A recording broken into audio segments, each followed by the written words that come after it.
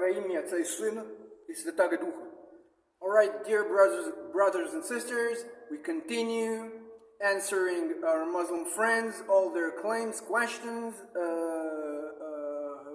misconceptions about our faith, about our scriptures and all.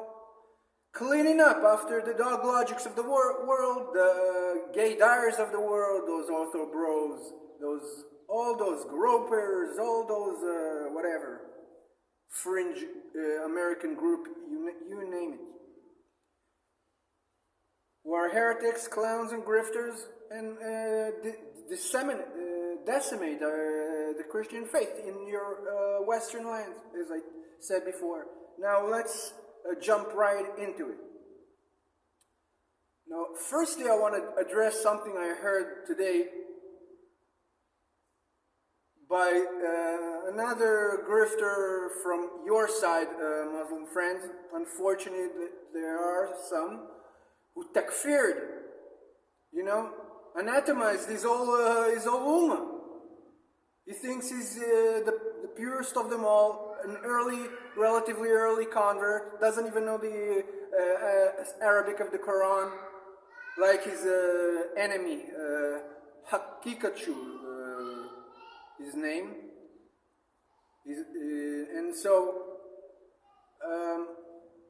he claims all the time he wrote a book to grift about the Trinity, and he claims lies, twisting, misrepresenting the words of the saints, especially the early saints, like Saint Justinus Martis, the philosopher, yes, the martyr, the philosopher martyr, true philosopher, yes, philosopher of God, as he says, as others like Saint Augustinus point out, and Saint Clemens of Alexandria. When we say a Christian philosopher, we mean the true philosophy, the divine, the theologos, the knowledge of God, okay? Not the philosophy, so to speak, the pagan Greek schools and all that.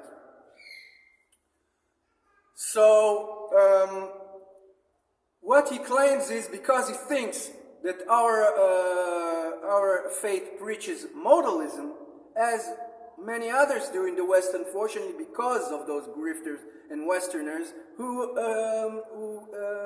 preach that modalist Sabellian heresy of one being in three persons, like a triune God, a three-headed, three-faced, three-monster God. That's never the saints taught it, not Saint Augustinus, or anyone. The exact opposite they taught, okay? Which is like human beings, as also the Cappadocian Father gave the analogy. They are undivided in the essence of humanity, but they are in the same essence, yes, consubstantial, but they are separate, distinct beings and persons, okay? Not just persons, which they use that language, the pagan Greek language, in order to cover their sin and heresy, in order to play games. Well, Saint Augustinus himself teaches that he applies, and the fathers apply, that the three persons are one being, and so that to the average, the common man, it will be explained to him in a short way like that. One being, three persons. But it doesn't mean that there are not separate beings, distinct and independent, each in himself. Otherwise, each wouldn't be God. They will be dependent on one will, like another entity or something like that. What is this? And they will be less independent than men and less distinct than men, which is contrary to God, which He created us in His image, not the other way around, like the pagans do. So no, He said Himself that the Son is the essence of the Father, that they are essences, separate essences, but identical. The same essence, they're all identical, of the same essence, shortly, okay? So, because they don't understand that, because they don't understand that we believe that the Son and the Spirit represent the Father's hands, that yes, sitting on the right hand of the Father, remind you something from scriptures, from our creed, okay? So they represent the Father's fundamental powers. His logos, through whom he spoke things into existence, and the life-giving Spirit, the animator of creation, both in the spiritual aspects and in the physical, motional aspects of animation of creation, okay? Giving the spirit of life into the soul that was formed by the Logos, created by God the Father. This is the fundamental teaching, okay? So if the Son is the Father's Logos and the Holy Spirit is the Father's life-giving animator, the action, yes, of the Father, that means they're included in Him, and they're not three gods. You don't worship three gods. You can say three gods, meaning three deities, three divinities, just like both Saint Justinus, a martyr, articulated, and also Saint Augustinus of Hippo himself. Okay. But we don't believe in three gods. We believe because the one God, literally the one God, is the Father. And the Trinity is His monarchy. This is what the Trinity is. This is what Nicaea, the Council of Nicaea, the Creed of Nicaea, explicitly teaches. To combat that council, the main theme of that council is to combat both modalism, which is what they preach, and Arianism on the other extreme. This is what the council was clarifying. Okay? So because he doesn't understand that, and one time I argued with him, and he said I'm ad hocing because he didn't have anything to say to me about that, because it never occurred to him, so he was caught left-footed, and he didn't answer after that. He told me about counting by identity, yes, we count by division, so what? And the attributes are by identity, as if we use your terminology, but we don't even talk like that, even. You know, so this is what it means. And so because he doesn't understand that, he thinks that Saint Justinus of Martis, what he preaches, another God from the Father or another deity from the Father, the same exact words used by Saint Augustinus, and no one claims it about him that he was anti-Nicaean or something like that, like the early fathers that they claimed they were. No. So you got caught left-footed, and I don't care about the foolish book. Nobody cares about the book you wrote. You repeat the same boring things.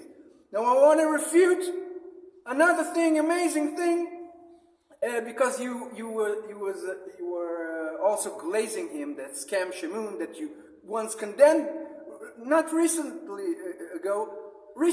Just recently ago, you condemned Scam Shamoun, and then now you glazes him and says how you respect him. Why? Because for us, thank you for that present. You don't, it doesn't occur to you, but by debating him and showing him the acts of the Second Council of Nicaea, convoked by our holy, blessed, pious Roman Empress, Irena, the Greek of Athens, yes? You claimed because you showed, not claimed, you showed him the acts of the council that supposedly condemns Eusebius of Caesarea Maritima, our Palestinian holy father of church history, that should be a saint. The claims about him were false. He was falsely accused by others in history, including our blessed Saint Hieronymus, who was in time a tempered man, and he lashed in times about even his own close friend, Saint Ambrosius. Both of them were teachers of Saint Augustinus. Ambrosius was the head one.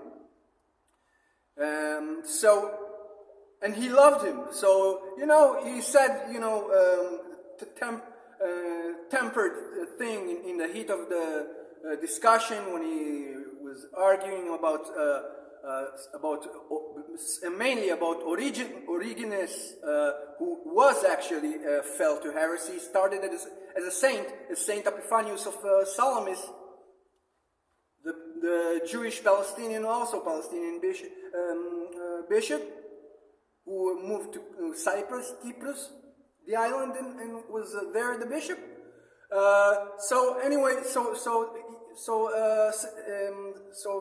Origenes, yes, he was a heretic, but because he started as a saint and was brilliant, many fathers fell in love with him in his work. He was so brilliant and all that.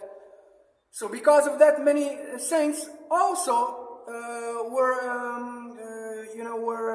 saying wrong things, but in the opposite way around. They claimed that he was a saint and his writings was taken out of context and all those things because they loved him, and they made excuses for him, but he was actually fell to heresy, so Saint Hieronymus was on the right. So because they defended him, like Saint Eusebius of Alexandria, who did an apology for him, because he was on the other side. So they argued with Saint Hieronymus. So Saint Hieronymus, said to Rufinus, the monk, he said, "You're like Eusebius the Arian," because he was mistakenly also defended Arians because he was wanted unity and kindness to all Christians, and but eventually Eusebius signed the Council of Nicaea, and not only that, we not only say that he was forced to sign or that was not happy to sign. After he signed it, he made explicitly addressed a defense of how the Nicaean Creed, his signing is absolutely orthodox. Okay, so according to the Catholic faith and everything. So what I started to say is that because they view our faith like modalism, yes, because they think our view is something like modalism, they think that the writing of the early church fathers, like Irenaeus of Lugdunum, like Saint Justinus Philosophus, the martyr, and the holy master Tertullianus, Holy Tertullianus of Carthago, the teacher, yes, the rabbi of Saint Cyprianus of Carthago, who always called him the master. Never said such a thing about him, claims that he was a heretic, not orthodox. Neither does Vincentius, Holy Vincentius, yes, of Lerina. He also said that the writing of Origenes are heretical, but not of Tertullianus. So the claims about them by that fake pseudo-metaphysician, that grifter, the claims about them are fallacious. And what else? He doesn't know, but even his one of the scholars they appeal to, Richard Price. Yes, he even argues that the acts of the Council of the Second Nicaea, yes, the documents were manipulated, altered, and changed to make it look like the iconoclasm was it confirms iconoclasm. So the iconoclast, after the Holy Empress Irena was deposed by the heretics, the iconoclasts rose again. Second iconoclastic period, which ended eventually by the blessed Empress, Roman Empress Theodora the Phrygian, yes, of the Amorian dynasty.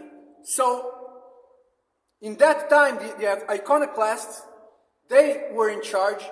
Patriarch, the iconoclast patriarch Tarasius, he manipulated everything and made it look like Eusebius Caesarea was a heretic and so on. But what the council did, the members of the council, who were the Orthodox bishops, that is, of the council, yes, they defended Eusebius' writing, said that he was never a heretic, never an iconoclast. Otherwise, they would have said, like he claims, that since he was a heretic, then he was also an iconoclast. We don't care. So why do they bother defend so much when they were presented by so-called evidence of his writings by the iconoclast for being an iconoclast? They immediately said that they were forgeries or taken out of context of his writing and so on. Like in the letter of Constantia, which was taken out of context because it's the same situation that was with Saint Epiphanius, when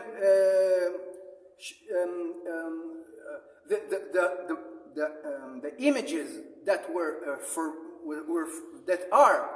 were forbidden to use in churches, depicting Christos, the Lord, etc. There were certain impious, realistic ones, and any type of impious one. Only the holy icons consecrated by the church are allowed. So this is the context. This is what they forbade, and the claim that it was said that in all churches of the empire, images were of the Christ of the Christos and the apostles were excluded. That is literally a big fat lie, because history proves that it wasn't even an issue back then. Not in the narrative, not in the laws. Nobody ever talked about those things, only in little mentions, and it were ambiguous statements that weren't fought against icons and condemning and so on. So no bishop in the 4th century, as Eusebius was, would have said such a thing. Okay? So these were later forgeries, but the second later iconoclast period. So this is debunked, and because that was I took very long for this point, and the video is that part is already too long. So we'll go to the next part, going to the points of the actual Muslim who has actual, they know better how to, they are more serious, okay? So let's go to the next part to combat the other claims, and we'll see you then. Like, subscribe, comment, and move straight to the next one after that.